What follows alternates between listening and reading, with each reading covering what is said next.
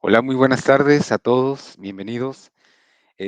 Como cada martes, perdón, y jueves, a través de Simi Radio tenemos este programa para todos ustedes. Es un gusto nuevamente hoy, 2 de marzo, estar compartiendo con ustedes este espacio con temas de mucho interés. Y hoy no es la excepción. Tenemos nuevamente a una invitada que ya ha estado con nosotros en un programa anterior, Álida, que de todas maneras ahorita se va a presentar y nos va a hablar un poquito en términos generales de lo que hace, a qué se dedica. Ella es psicóloga también en Simisae, junto con un servidor. Estamos, somos parte más bien de los psicólogos que formamos parte de esta gran familia. Muchísimas gracias, Álida, por aceptar la invitación. Hoy el tema que nos vas a compartir, del que vamos a ahondar, es la identificación y manejo del estrés postraumático, un tema indudablemente muy vasto en su contenido porque puede abarcar diferentes situaciones, tanto eventos altamente traumáticos de un alto impacto emocional y estrés agudo tremendo, como también no nos puede ocurrir nada en ocasiones directamente, pero aún así también poder generar estos síntomas y criterios relacionados directamente al trastorno que vamos a abordar. Decirles a la audiencia que, como saben, nuestro servicio en Simisae de orientación psicológica está activa las 24 horas del día durante todo el año. 800-911-3232, que en un momento van a aparecer los datos aquí abajo. Y también tenemos nuestro correo electrónico, centrodiagnóstico@simisae.com.mx. Visiten nuestra página. También tenemos ahí en la página, estamos promoviendo también talleres y a través de nuestra página pueden inscribirse y participar. Muchas gracias a los que se están conectando. Estaremos interactuando con ustedes a través de sus comentarios y preguntas. Y bueno, este tema que nos va a dar para mucho, de verdad los invitamos a que nos dejen en sus comentarios las experiencias que han tenido en torno a esta situación. Bien, para aprovechar el tiempo, Álida, dinos primero quién eres, a qué te dedicas y ahorita empezamos con el asunto del tema. Muchas gracias. Pues me presento, soy Álida, soy psicóloga en Simisae y bueno, pues estamos por allá brindando atención, orientación y seguimiento a cualquier persona que lo requiera. Para quienes no me conocen, yo ya estuve por acá hablando de las estrategias de prevención para el abuso sexual. Y bueno, pues ahora vamos a entrar con un tema que también es bastante importante y que como lo mencionabas, Manuel, no es necesario que seas expuesto a una situación específica o de riesgo para poder generar un estrés postraumático, ¿no? Eso es creo que bastante importante y que tal vez las personas desconocen esto. Claro, muchas veces cuando nos pasa un evento altamente estresante, bueno, con un estrés agudo, por ejemplo, cuando pasa un suceso de alto impacto emocional, a menudo hay secuelas, es inevitable. Estas secuelas muchas veces, no siempre, muchas veces generan estos criterios o síntomas de los que vamos a hablar. Estrés y trauma, Alida, dos elementos configurativos de este trastorno. ¿Cómo poder entender hasta qué punto el estrés es tanto que puede generar secuelas a largo plazo y en el mismo sentido este aspecto del trauma? ¿Qué es un trauma desde el punto de vista psicológico? Bueno, sabemos que hay una definición muy particular, incluso se pudiera identificar más el trauma, por ejemplo, cuando hablamos de asuntos médicos, ¿no? Un trauma, Ujú. etcétera, en ese contexto. Sin embargo, en términos psicológicos también hablamos de trauma, incluso en el lenguaje coloquial, ¿no? A menudo decimos, oye, tú estás bien traumado o quedaste bien traumado, ¿no? Y estas expresiones que ya hemos hecho como muy populares en el uso ordinario de nuestro lenguaje y de nuestras conversaciones.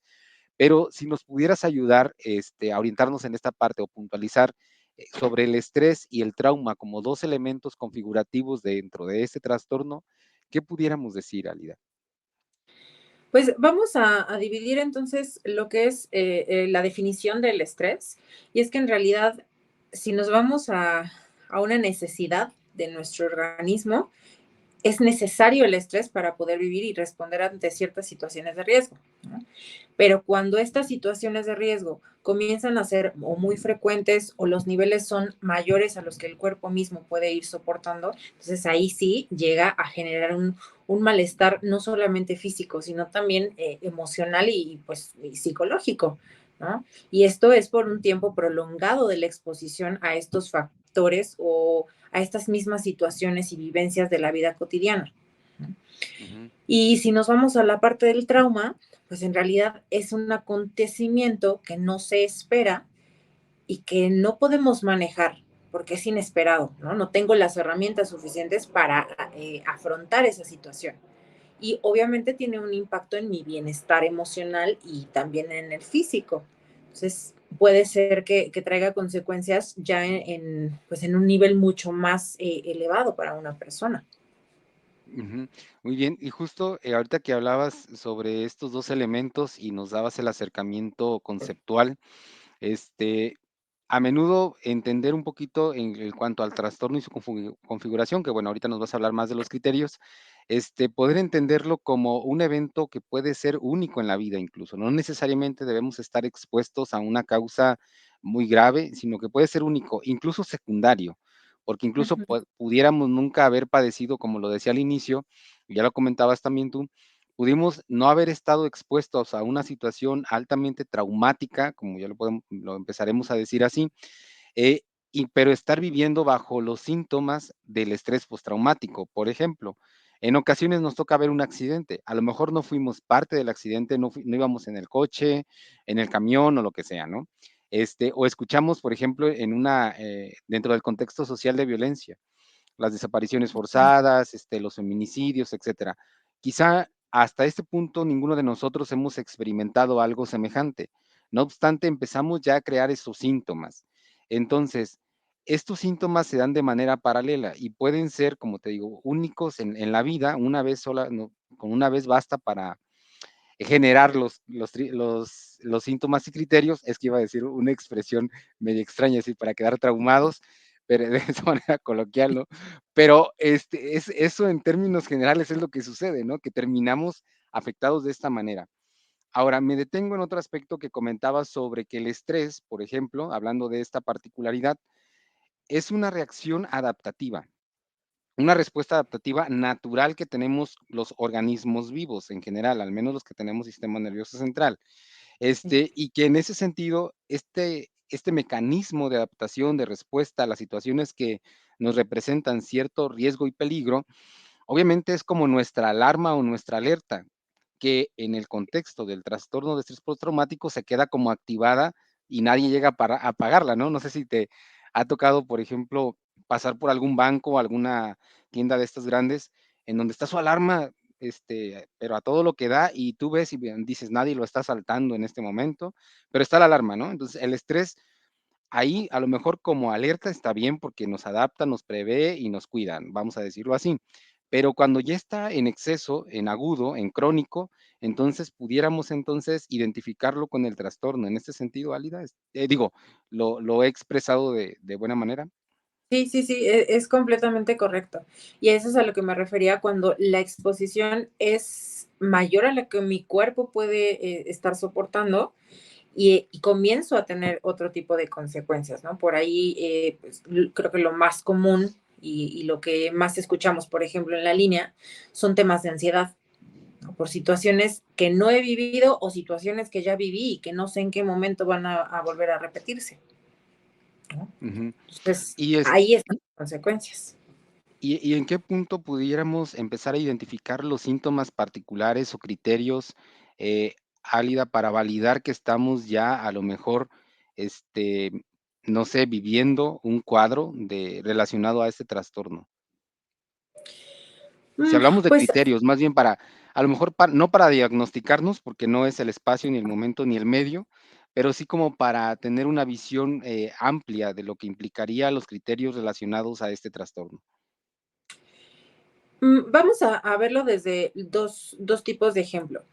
En cuanto a que yo fui, no sé, violentada, me voy a ir a un tema que es bastante frecuente, violentada en cualquier situación sexual, ujú, con fines sexuales.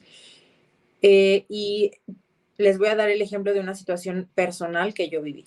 Estaba paseando a mi perrita en la calle, cerca de mi casa hay un parquecito donde habitualmente vamos.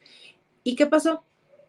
Alguien me estaba tomando fotografías. Cuando yo me di cuenta, tuve mucho miedo. ¿no? Era una situación a la que tal vez escuchamos que otras personas viven o pasan por eso, pero nunca había estado yo en esa situación. Entonces, ¿cómo fue mi respuesta? Pues mi respuesta fue de miedo, de tengo poco tiempo, no sé qué hacer, y terminé grabando a esta persona para subirlo a los grupos que ahora tenemos de difusión, ¿no? De la colonia y todo esto.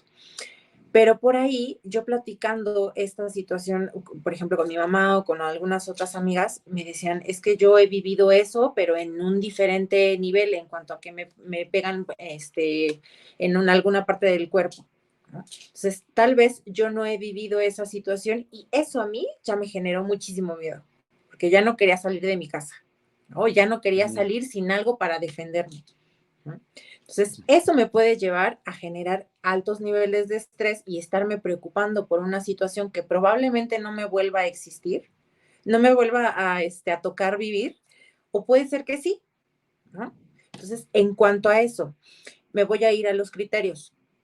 Que esta experiencia me genere un trauma en el cual cada vez tenga miedo, cada vez más miedo a salir de mi casa o a pasear a mi perrita, que al rato ya no quiera hablar con nadie, que el salir a la tienda sea demasiado para mí, ¿no? Puede ser que ya no esté expuesta a esto, pero que los recuerdos me lleven a generarme angustia nuevamente. Puede ser que incluso yo tenga ya sueños repetidos en donde se repita esta misma situación y ya se queda bien grabado en mi memoria. Ya no está pasando nuevamente, pero ahí está. Se va repitiendo mediante sueños, mediante imágenes, los recuerdos. Entonces, todo eso me lleva a un malestar psicológico, ¿no? claro, y cuando hablamos de asociaciones mentales, ¿no? Por ejemplo, de pensamientos, como lo mencionas, no solamente son, bueno, sí, este componente cognitivo o de pensamientos, como lo mencionas, que a menudo en nuestra línea telefónica, ¿no? A menudo las personas es un gran número en la población que nos llama por ansiedad, por situaciones de ansiedad, y luego les preguntamos, bueno, ¿cuál es tu pensamiento recurrente, no? O frecuente o más intenso, ¿no? Y además este pensamiento no se da aislado, se da acompañado mayormente con una emoción, por ejemplo, con lo que tú mencionabas que te ha pasado, ¿no? Ahora que en el parque y demás con esta persona, bueno, y si me lo vuelvo a encontrar, ese es el pensamiento y si se esconde de mejor forma, ¿no? El pensamiento ahí está, elaborando un escenario hipotético, posible, por Ujú. supuesto, indudablemente, porque además ya hay un antecedente o un precedente. Sin embargo, en ese momento no está sucediendo. Pero a menudo yo les digo en la línea a los pacientes que me llaman con ansiedad y este tipo de pensamientos, le digo, es como si nuestro cerebro generara realidades alternativas, pero se metiera a vivirlas, ¿no? No es lo Ujú. mismo generar una imaginación pasajera que vaya, me imaginé esto y lo dejé ir, ¿no? En este caso con los contenidos de ansiedad o los pensamientos con contenido de ansiedad, este, van generando, bueno, vamos viviendo esas realidades. Y al decir vivirlas, es decir, por lo que expresas, entiendo que entonces vamos viviendo cada sensación. O sea, volvemos a vivir esa sensación y se pudiera decir, Álida, en cierto punto, que volvemos no solo a vivir las sensaciones, sino a crear nuevas sensaciones. Podría ser que se generen nuevas sensaciones cuando, por ejemplo, en tema de ansiedad y en este tema en específico, que el miedo vaya en aumento. Entonces ya no solamente es que me da taquicardia, sino que ya después me empiezan a sudar las manos o ya después me empieza a temblar el ojo, ¿no? Entonces los síntomas van en aumento, pero es por la preocupación que estoy teniendo. Claro, entonces sí vamos asociando y nada más para puntualizar, se dan de manera entonces paralela, no solo el pensamiento aislado, sino la emoción. De hecho, yo creo que si no hubiera una emoción, y me corriges si estoy en el error, pero me imagino que no debe haber en este contexto particular un pensamiento ajeno a una emoción. Porque yo digo, si hubiera nada más pensamiento, realmente nos generaría ese grado de malestar, yo creo que no, porque me he puesto a pensar sobre temas académicos, por ejemplo, alguna vez, y pues yo me siento relajado, ¿no? Porque no me está generando, obviamente, no le estoy asociando a nada, incluso, porque a lo mejor no está relacionado directamente a un examen o lo que tú quieras, pero en efecto consideramos que se dan de manera paralela. ¿Te parece, Alida, si vamos retomando un poco los saludos y hay comentarios y Sí, algunas claro. preguntas? Eh, bueno, Vero Correa nos dice hola, hola. Claudio González también buenas tardes, listísima para informarme, así es que ya se conectó en la hora. Javier Serafín, gracias. Amen Mont, Genaro Díaz, gracias. Milán, gracias. David, Verónica Jiménez, Vero Correa y Laura Aguilar nos dice que a ella le fue diagnosticado TOC hace 20 años, pero que también le han dicho que por pruebas que tiene síndrome de estrés postraumático y que hay momentos que le es imposible las ideas irracionales controlarlas y que eso le genera ansiedad y la paraliza. Que al ratito vamos a hablar un poquito de esto, pero hay que ya tenerlo presente. Y María Lourdes Hernández Martínez nos comenta, o nos pregunta, ¿puede causar trauma por la separación de los hijos por parte de uno de los padres? Ah, ok. Ya, o sea que si a los hijos les puede generar una especie de trauma, ¿no? De estrés, de trastorno de estrés postraumático. La separación muchas veces sí, porque los contextos, ¿verdad? Habría que ver que no todas las separaciones son iguales. Hay separaciones Sí. muy sanas, en acuerdos muy cordiales, donde la relación sigue como muy armoniosa en general, pero hay separaciones muy violentas, hay separaciones muy agresivas que entonces no solamente a los hijos, que son los más afectados muchas veces y en quienes se pone menos atención, pero también en la afectada o el afectado mayormente, pero claro que se da. Y bueno, tenemos más saludos. Y sobre, bueno, María Quino dice que, Marina creo es, dice que en México hay una encuesta donde México es uno de los lugares donde más se genera estrés por asuntos laborales. ¿Cómo se puede equilibrar diferentes áreas de la vida para sentir los efectos que nos platique, verdad? Para no sentir los efectos nocivos del estrés, como la falta de sueño, por ejemplo. Bueno, al principio decíamos que hay una multifactoriedad, bueno, muchos factores que pueden generar este estrés. Y obviamente no todos van a generar los criterios relacionados al trastorno de estrés postraumático, pero sí a altos niveles de estrés que progresivamente pueden desfavorecer nuestra salud, ¿sí? Y uno de los factores que aquí comentaba también es los trastornos del sueño que pueden asociarse a los niveles altos de estrés. Pero Ujú. siguiendo con esta línea de la multifactoriedad y enfocándonos un poco sobre algunas situaciones que pueden generar este tipo de trastorno o estos síntomas o criterios, Álida. La separación, por tocar el comentario que nos hacen, la separación en la pareja cuando hay hijos y cuando no los hay. ¿En qué sentido pudieran ser un factor de riesgo y cómo se pudiera manifestar esta situación relacionado al trastorno de estrés postraumático?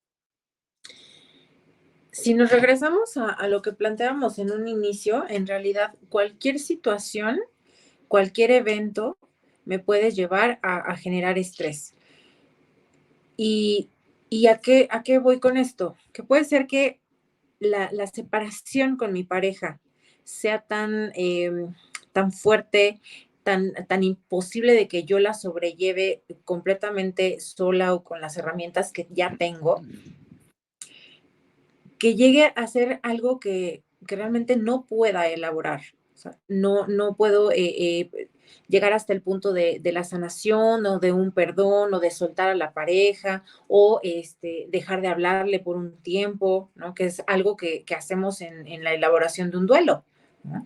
Pero entonces podríamos decir que sí, el terminar con una pareja me puede llevar a un tipo de estrés postraumático. Claro, no significa que siempre que termine con una pareja voy a pasar por ello, ¿no? Porque justo para que yo pueda ser diagnosticada con estrés postraumático, estamos hablando de ciertos criterios que se viven por cierto tiempo también, ¿no? Entonces hay que tener bastante cautela y como lo mencionabas, la finalidad de este espacio, de hablar de este tema, no es que ya nos encuadremos en un diagnóstico, sino más bien que podamos conocer cuáles son los riesgos y también invitar a la población a que se vaya escuchando, que escuche sus emociones y las respuestas que va teniendo su cuerpo ante ciertas situaciones.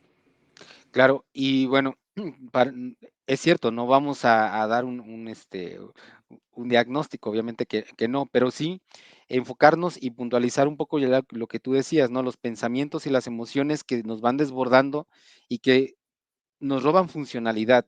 Y justamente esta funcionalidad que nos van restando de manera gradual y progresiva es la que nos debe poner alerta respecto a que si estamos o no cerca de estar configurándonos o configurando un criterio dentro del trastorno que estamos Diagnóstico. comentando.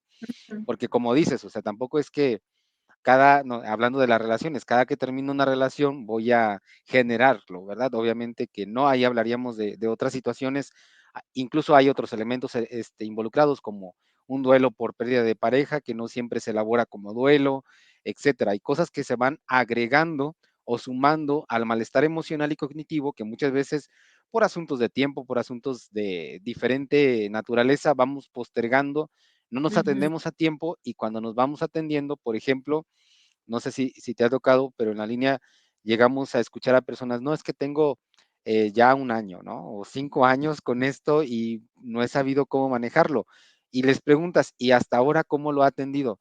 No, pues es que nunca lo he hecho. O sabe qué, es que fui un mes a terapia y luego ya no fui, ¿no? Este tipo de conductas, ¿a qué riesgos nos exponen, Álida? Pues digo, creo que lo más frecuente y lo que más vamos escuchando, por ejemplo, en la línea, son temas de ansiedad, ¿no? O incluso consumo de sustancias, ¿no? Sentimiento de culpa, personas que llegan muy preocupados porque la emoción, el enojo, es algo negativo en su vida y entonces dejan de controlar impulsos y van agrediendo a las personas que más quieren, ¿no? O sienten demasiada vergüenza por cómo se expresan, que ya no tienen motivación para hacer ciertas cosas. O como lo decía, se van perdiendo ciertas habilidades sociales también y, ¿por qué no? También se evita el contacto con ciertas personas. Sí, Álida, y algo que mencionabas también hace ratito y que lo quiero enfatizar todavía más, porque ya lo había comentado, es sobrepensar escenarios. ¿A qué se deberá eso en este contexto, Alida, de sobrepensar? Es decir, es que no dejo de pensar, no dejo de pensar y por tanto mi cuerpo, o sea, en términos fisiológicos, no deja de reaccionar, porque sobrepensamos, generamos ansiedad, generamos estrés constante ¿cómo? Bueno, más adelante no lo vas a decir, pero estos escenarios catastróficos, incluso que pudieran estar relacionados a los pensamientos catastróficos, ¿son parte del trastorno? ¿Y Mm, cómo pudiéramos contenerlos en caso de que hubiera una forma? podría ser que sí, sean consecuencia de un trauma, de un evento, pero no necesariamente, porque puede ser que yo haya vivido esta situación en la calle, pero que ya después me imagine cosas más graves, ¿no? O sea, como que me van a secuestrar, las desapariciones forzadas que ahora son mucho más escuchadas todos los días, y entonces que realmente mi pensamiento vaya en sobrepensar lo que puede estar por pasar y que no me ha pasado, no me ha sucedido todavía, a algo que yo no he Ujú. estado expuesta nunca. Entonces, más bien Exactamente. Ujú, va más allá, perdón, va más allá de solamente ya haber vivido una situación de riesgo, sino el crear estos escenarios catastróficos. Por ahí me decía una usuaria, es que yo ya estoy en el apocalipsis, ¿no? ujú. Exacto. Y justamente bueno, no sé si lo de diario, pues, no, no, a cada caso es distinto y los factores, como decíamos, pueden ser muchos, pero ciertamente, cómo nos atrapa demasiado dentro de este contexto el sobrepensar escenarios catastróficos, como tú dices, apocalípticos. Es que sí, en efecto, es potencialmente posible que pase una situación adversa o semejante a otra que me pasó en el pasado, ¿no? Que ya me pasó, pero que yo la estoy reviviendo constantemente. Y Ujú. me, me llama mucho la atención, por ejemplo, como se sabe que nuestro cerebro, aun con todo lo maravilloso que es, no distingue entre los estímulos reales y los estímulos ficticios, por ejemplo. Y lo digo porque en ocasiones hemos escuchado preguntas, pero es que ¿por qué me pasa? ¿Por qué no puedo controlarlos? Porque resulta que tu cerebro en ese momento muy particular, en ese tipo de contextos, no sabemos o no sabe, pues, distinguir Distinguir. estos estímulos ficticios. Por tanto, así tal cual nos metemos en una realidad alternativa o una realidad virtual que en efecto no existe, pero la estamos vivenciando y viviendo y por tanto estamos generando todos estos síntomas. Y deteniéndome un poco con el comentario de las separaciones de pareja, muchas veces me ha tocado atender a pacientes que dicen, bueno, es que desde mi separación fue tan traumática que ahora veo todas las relaciones con sospecha, ya no creo que haya fidelidad, no creo que haya hombres o mujeres honestas, no creo que haya verdaderas relaciones que perduren por siempre felices, ¿no? Etcétera. Y terminan generando ciertas resistencias que si a lo mejor no están configurándose dentro de los criterios eh, del ABC, ¿no? De este trastorno, pero que sí están generando un estrés y ansiedad asociadas a este síndrome, al menos desde esta manera, porque si lo vemos también como el síndrome, vamos a ver de síntomas En medida diversos y que en todos diferente. van a ser de manera distinta, ¿no? Y bueno, y en ese sentido me detengo porque ciertamente me ha tocado en la línea y en otros espacios encontrar a personas que dicen, no, sabes que después de esta relación yo me quedo solo. Y les digo, está bien que ese solo, pero si es como una opción de vida bien asumida, no por miedo, porque si entonces, si elegimos las conductas por miedo, luego entonces lo más seguro es que nos vamos a frustrar en otros sentidos, ¿sí? Retomando en cuanto a los síntomas, de los síntomas que tú has tratado en tu práctica clínica, este, Álida, ¿hay algún otro síntoma que tú encuentres? A lo mejor los pensamientos, las cogniciones son como las más comunes, pero Ujú. algún otro síntoma que tú creas que de pronto se esconde, pero que pudiera estarnos hablando dentro de los criterios del trastorno.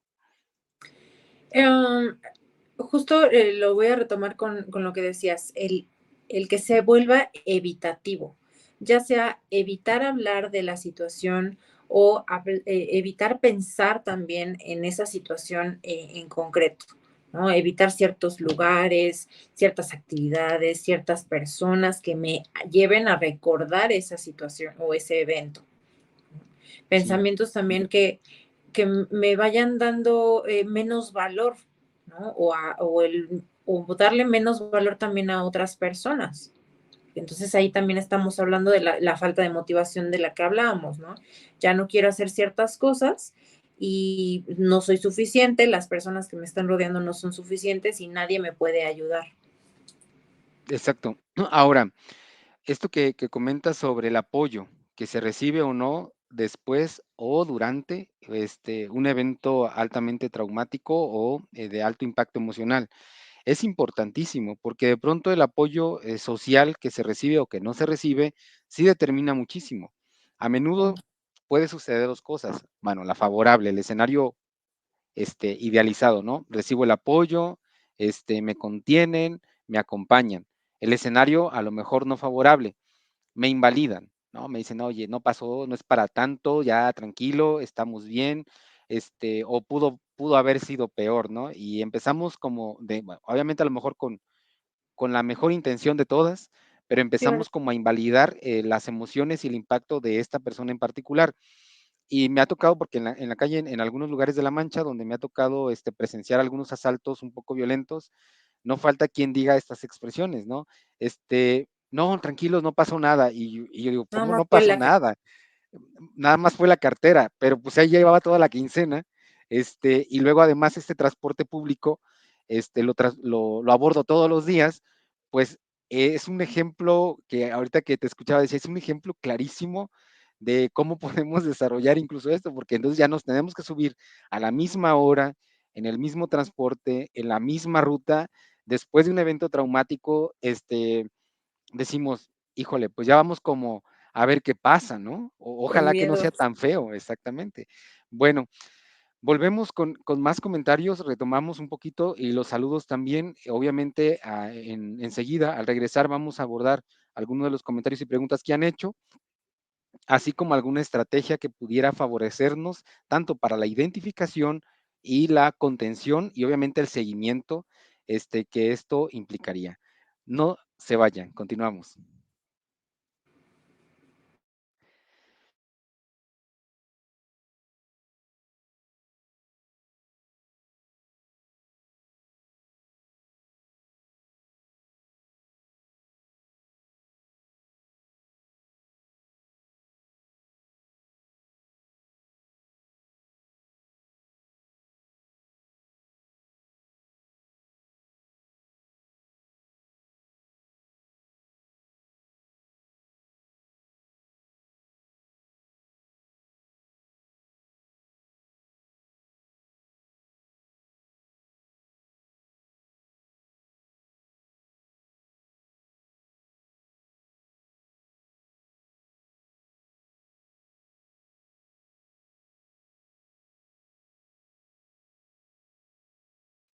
Bien, regresamos. Recuerden que nos pueden contactar a través de nuestra línea telefónica 800-911-3232 y a través de nuestro correo electrónico centrodiagnóstico@simisae.com.mx.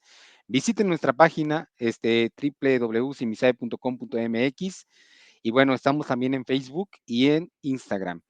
Este, Álida, como hemos dicho hasta ahora, hay muchos factores, muchas causas potenciales que pueden meternos en esta situación del trastorno del que hablamos. Ya hemos comentado que sí, en efecto hay muchas causas, varios síntomas y que no necesariamente debemos estar expuestos directamente a una situación para poder generarlo. Este, Aquí la psicóloga clínica nos dice que si, qué hacer ante una crisis de estrés postraumática. Bueno, vamos a hablar de crisis en particular, nada más porque puede ser por diferente razón o no necesariamente relacionada a un postrauma. Pero antes, los saludos de Denis, gracias. Nala, para Álida, que es la mejor, claro que sí. ¿Hay algún libro? Esto luego lo vamos a recomendar al final, tal vez. Y Luis García dice que sí, qué tan cierto es que el apego que tuvimos en la infancia puede determinar el que una persona pueda desarrollar este trastorno o no ante un evento traumático. Y bueno, enseguida tenemos también una pregunta sobre el tratamiento. Vamos a detenernos con esta primera pregunta de Luis, que justo lo estábamos hablando respecto a la red de apoyo, a las redes de apoyo que obviamente las redes de apoyo no se construyen únicamente en el momento o no son estas del momento, sino que son todas estas que nos anteceden a lo largo de nuestro desarrollo. ¿Qué podemos aportar ante esta pregunta que nos hace Luis García? La historia de vida de cualquier persona es bien importante, justo lo que los padres transmiten en un primer momento. Y obviamente, si yo tengo algún tipo de, ahora bien sonado, ¿no? Estas huellas de la infancia o heridas de la infancia, que se La van herida del quedando justo abandono. como eso, ¿no? Sí, que se van quedando como esas huellitas que nos van lastimando. Y claro, si yo tengo alguna situación en particular y lo vuelvo a revivir con alguna pareja, por ejemplo, que me termina engañando con todos sus ex, por ejemplo, que bien sonado también, ¿no? Entonces puede ser que esa situación me reviva algo de lo que yo ya escuché, viví o presencié en alguna otra etapa de mi desarrollo y que puede llevarme a esto, ¿no? A un estrés. Puede. Entonces sí, Ahora, es posible. es posible, pero no siempre, me imagino. O sea, porque a lo No. mejor sería como arriesgar a decir no, bueno, afirmar que hay un determinismo en ese sentido. Y bueno, no, es echar por ejemplo, ahorita me acordé en Culpas. piedra, ¿no? Que culpas en la psicodinamia o en psicoanálisis, ¿no? Que en algún momento, no ahora, obviamente que no, pero en algún momento se decía que infancia es igual a destino, ¿no? Y decía, bueno, híjole, sí y no. ¿Por qué? Porque obviamente dependerá de la estructura de personalidad, de los factores coadyuvantes que se fueron dando a lo largo de tu desarrollo, porque a lo mejor sí tuviste una situación en el apego en tu primera infancia, por ejemplo, compleja, pero que luego estas figuras protectoras o estas figuras de seguridad fueron suplidas adecuadamente, por ejemplo, y no Ujú. necesariamente. Entonces, habría que ver las particularidades en las que se da el desarrollo de cada sujeto para poder decir sí y no, o cuándo sí, o hasta qué punto sí se pudiera dar. Claro. Y bueno, en ese sentido creo que podemos enmarcarlo y quedarnos con esta parte. Ahora, Alida, muchas veces tenemos personas que por más, por ejemplo, por más que van a terapia, por más que ellos dicen, bueno, al menos es lo que nos afirman, que por más que Sí, van, pareciera que no avanzan, que no salen, y sobre todo, cómo ayudar y cómo favorecer este proceso cuando dicen, es que sé lo que tengo, ya lo sé cognitivamente, pero no puedo hacer nada. No sé cómo. El eterno cómo, que en muchas áreas, no solamente en psicología, sino en muchas áreas, es tan complejo de manejarlo. O sea, ya sé que tengo ansiedad, ya sé que tengo el TEP, ¿no? Pero ¿cómo ahora? ¿Cómo lidio con eso? ¿A qué se deberá esta situación muy particular? Y luego pasamos a otro comentario que me viene enseguida de este.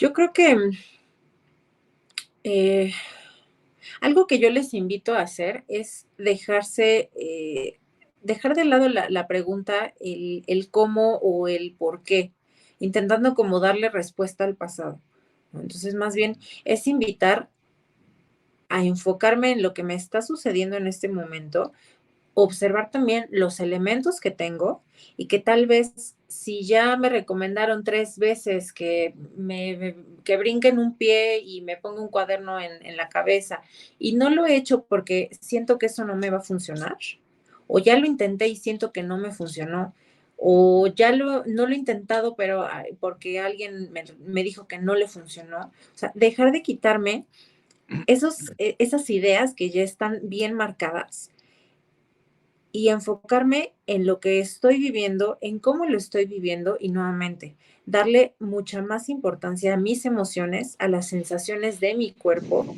a los síntomas que estoy presentando y a partir de ahí, ahora sí, enfocarme en cómo voy a yo a darle solución a eso, pero específicamente en el momento en el que yo lo estoy viviendo. Si me sigo enfocando en, no, es que ya lo intenté antes y no me funcionó, ¿no? O Ujú. ya fui con 5 psicólogos y ninguno me ayudó, ¿no? Porque también caemos en esa rutina. Sí, la falta de adherencia al tratamiento, ¿no? Que de pronto queremos que sea como Soluciones un prácticas.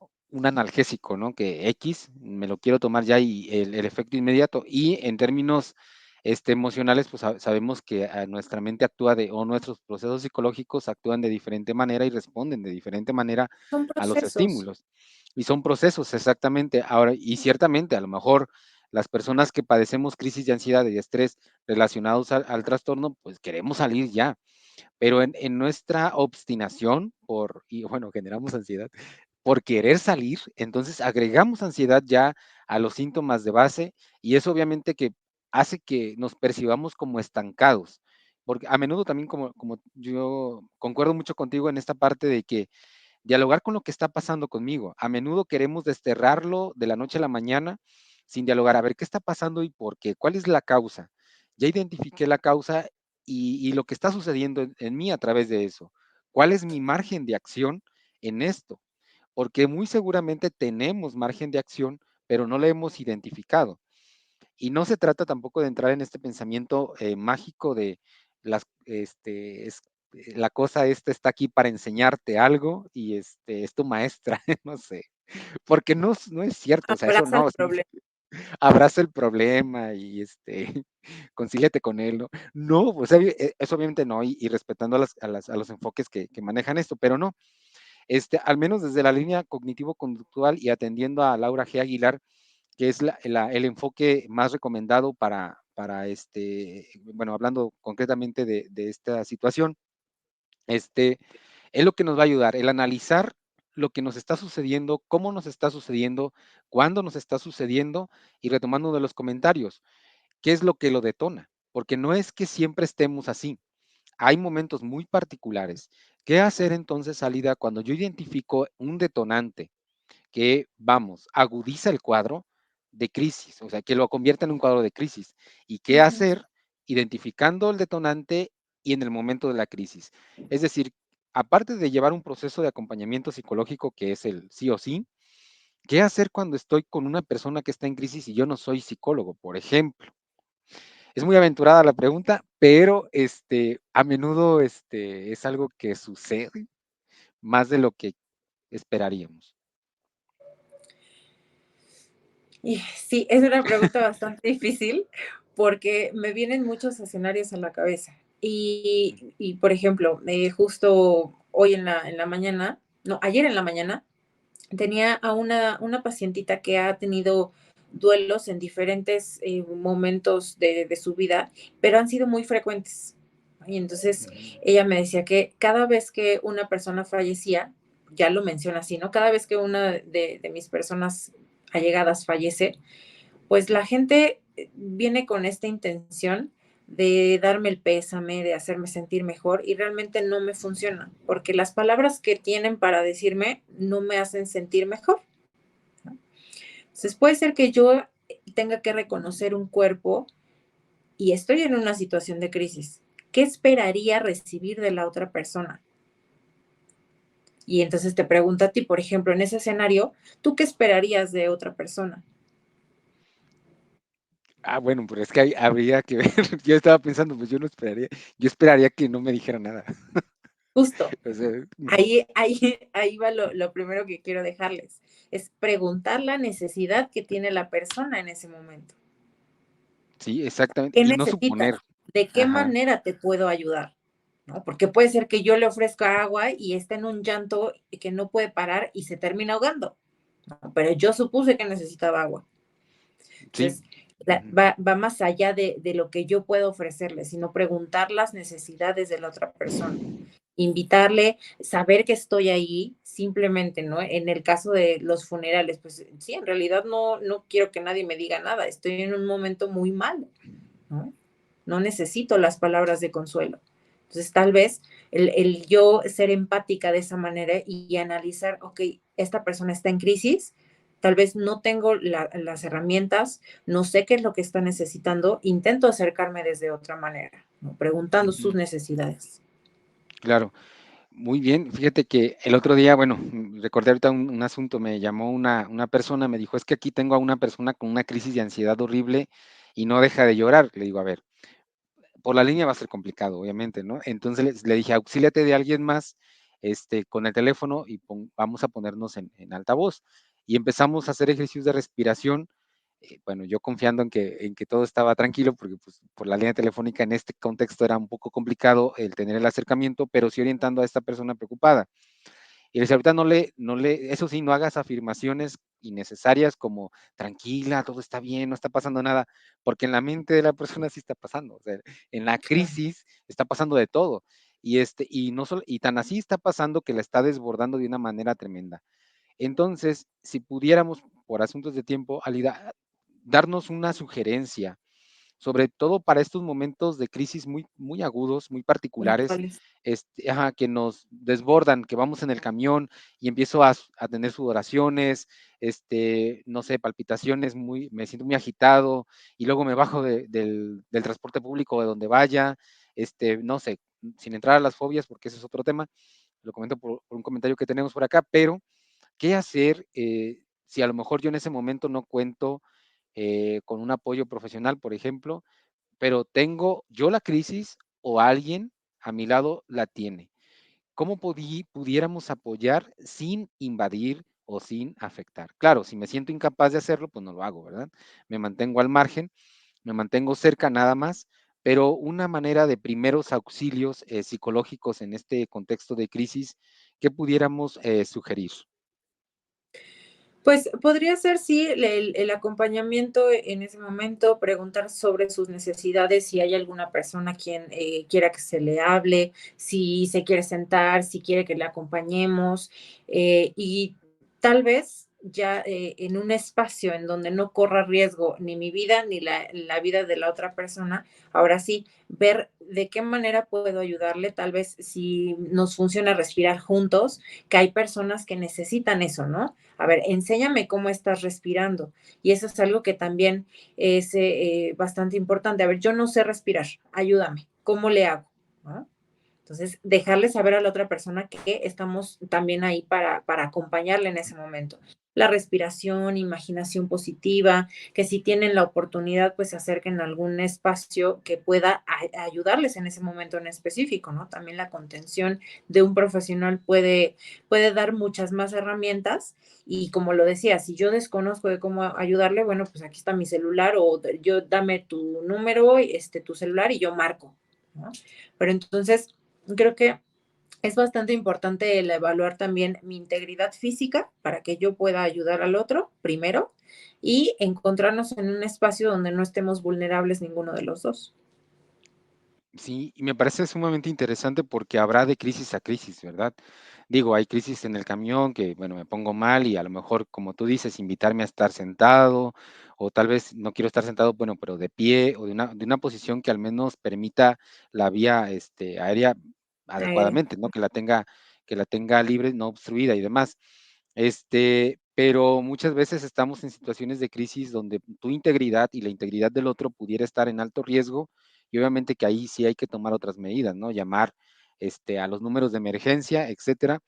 Y bueno, cada situación tendrá sus Particular. particularidades. Ahora, con lo de la respiración, nada más me gustaría puntualizar un poco sobre el por qué la respiración. Este, a menudo cuando las personas, y de broma luego me dicen, ay, ustedes para todo quieren respiración, ¿no? Los psicólogos. Y digo, bueno, es que es una función vital, primero, ¿no? Y segunda, porque les digo, el hecho de oxigenar, ¿verdad? El torrente sanguíneo que va a irrigar nuestro cerebro, pues ya de suyo le va a mandar una orden de que todo está tranquilo, porque Tu está cerebro. recibiendo las funciones ejecutivas superiores en ese momento están bloqueadas, están en un estrés tremendo y hay que relajarlas. ¿Por qué? Para nuestra audiencia, obviamente nuestro sistema límbico ahí está, como lo dijera Goleman, secuestrado, ¿no? Ahí tenemos un secuestro amigdalar y la amígdala está loca y entonces no permite mandar este mensaje a nuestra parte prefrontal para analizar y decirle, a ver, sí, hay un peligro, hubo un peligro, pero ahorita no. Ahorita necesitamos tranquilizarnos y justamente lo que decías, invitar a las personas a respirar y luego, me parece curioso el hecho de que, digamos, es que no sabemos respirar y la verdad es que para asuntos de crisis de ansiedad o asuntos de crisis de esta naturaleza, sí necesitamos ser conscientes de nuestra respiración, Ujú. porque eso nos va a permitir las pautas necesarias para no despersonalizarnos tanto, incluso para evitar algunas crisis psicóticas, ¿no? Que pudieran presentarse. Y es Este, que va más allá, mande. porque, por ejemplo, si yo empiezo a respirar muy rápido, mi ritmo cardíaco se va a acelerar, ¿no? Entonces, si yo no estoy pudiendo respirar adecuadamente en una situación como estas, voy a sentir que me va a dar un paro cardíaco y me voy a morir. Entonces, fuera de ayudarme, estoy llevando a mi cuerpo a estar alterado. Entonces, por eso es Claro. tan importante en un primer momento la respiración.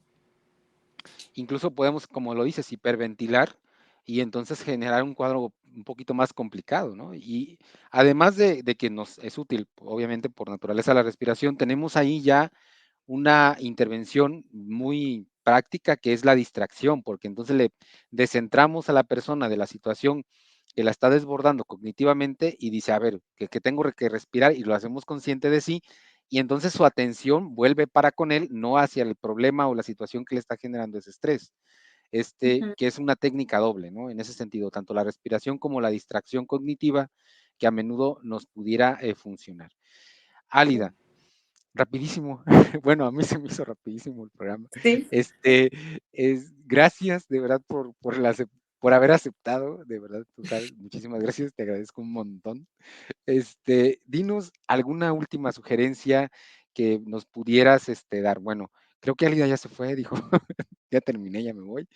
Pero este ejercicio de respiración, como ya lo comentábamos, de manera breve, de verdad que muchas veces es invalidado o minimizado. Hay que practicarlo, hay que llamar a la línea telefónica, ya lo saben, 800-911-3232, y de verdad nos será de gran ayuda. Álida, estábamos, de pronto ya no te vi, por eso, pero bueno, ¿alguna última recomendación, Álida, que nos quieras dejar? Pues creo que lo que mencionabas, ¿no? Y algo que siempre, siempre les digo, el hecho de que yo tenga información de cualquier tema me permite ya tener algún tipo de herramienta para responder. Si este tema les causa más curiosidad, si quieren saber cómo acompañar a una persona en situación de crisis, si ustedes mismos no saben cómo controlar alguna situación, comuníquense, de verdad, les podemos dar todas las herramientas suficientes y confiar en también que pueden hacerlo pues de una manera adecuada, que ustedes también pueden contenerse, ¿no? Porque también el de pronto cargarle la mano a una persona para que me contenga todo el tiempo, pues es depender de otro, ¿no? Entonces, todos Claro. tenemos esta habilidad para poderlo hacer por nosotros mismos. Claro, y sobre todo, no olvidar que la información para la atención en crisis nos ayuda bastante, tener este conocimiento y las herramientas. Pero hablando dentro del contexto del trastorno de estrés postraumático, estamos hablando de un proceso de seguimiento que se tiene que adherir la persona. O sea, no Sí, nada más cuando tengo crisis llamo o no nada más cuando tengo crisis actúo. Claro, es lo emergente, es la emergencia, la urgencia, pero es importante que haya un seguimiento, que las personas este, trabajen en ese proceso y respondiendo un poco a Serafín Hostal, justamente en ese proceso, en la medida en que se vaya trabajando de manera gradual, estas crisis no es que no se vayan a presentar, sino que vamos a tener más herramientas para poder para contenerlas y que al menos ya no sean tan intensas, ¿no? ujú. Sí, sí, O tan completamente. frecuentes. Ujú. Álida, muchísimas gracias por haber aceptado la invitación nuevamente. Es un gusto, como Gracias. siempre, poder conversar con ustedes y contigo. Gracias a todos los que se han conectado. Gracias por sus comentarios y sus preguntas, sus saludos. Y recuerden que todos los martes y jueves en punto de las 6 de la tarde estamos con programas en vivo con diferentes expertos en diferentes materias.